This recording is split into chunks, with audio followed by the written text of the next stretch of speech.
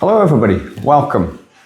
The new semester is already very much in full swing, so my apologies for not sending out a new message earlier.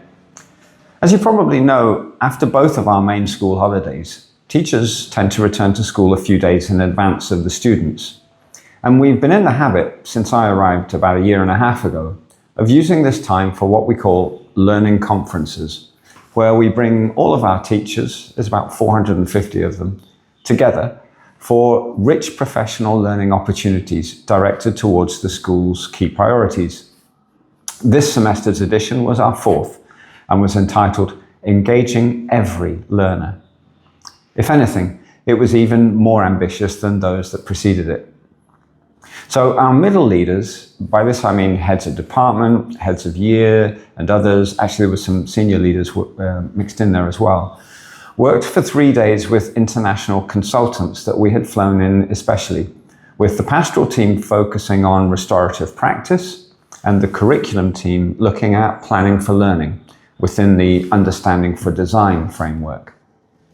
Meanwhile, primary and secondary teachers were divided between Aroca and Botafogo sites, experiencing presentations, workshops, culture design labs, and this is the one that I want to expand on a little today, student panels.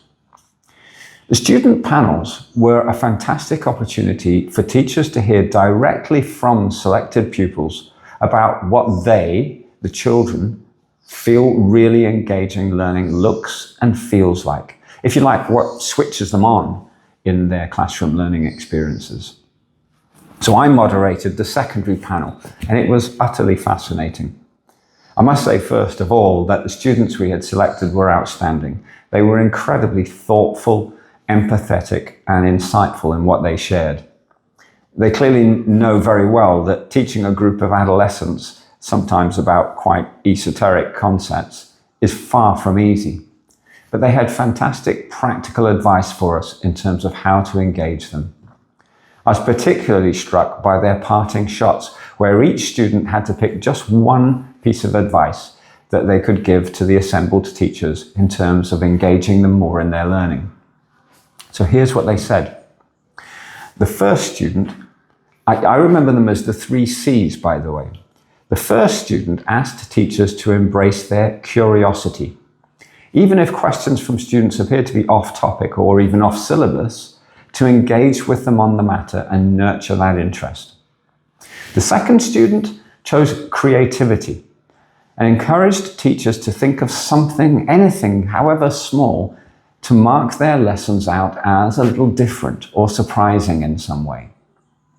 And the final student asked to be challenged, for teachers to not be afraid to put students on the spot and require them to think deeply and to contribute. So in summary, our young people want us to nurture their curiosity, be creative in our planning, and challenge them. Out of the mouths of babes, eh? We are passionately committed to providing increasingly active and engaging learning experiences for our young people to ensure that they're challenged and motivated to achieve their full potential as learners. Professional learning conferences are just one way in which we're doing this. But actually, professional development experiences are happening throughout the year. And we're constantly visiting classrooms then to see what progress we're making towards our goals. I'm hugely grateful to Renata Jardim, our professional development coordinator, and all my senior and middle leadership colleagues for their work in this endeavor. We aim to make the British School of Rio de Janeiro a beacon for pedagogical mastery throughout Brazil and far beyond within the next 3 years. And through these people's hard work and the boundless enthusiasm of our teachers to continually learn and develop, we will surely succeed. Have a great weekend, everybody.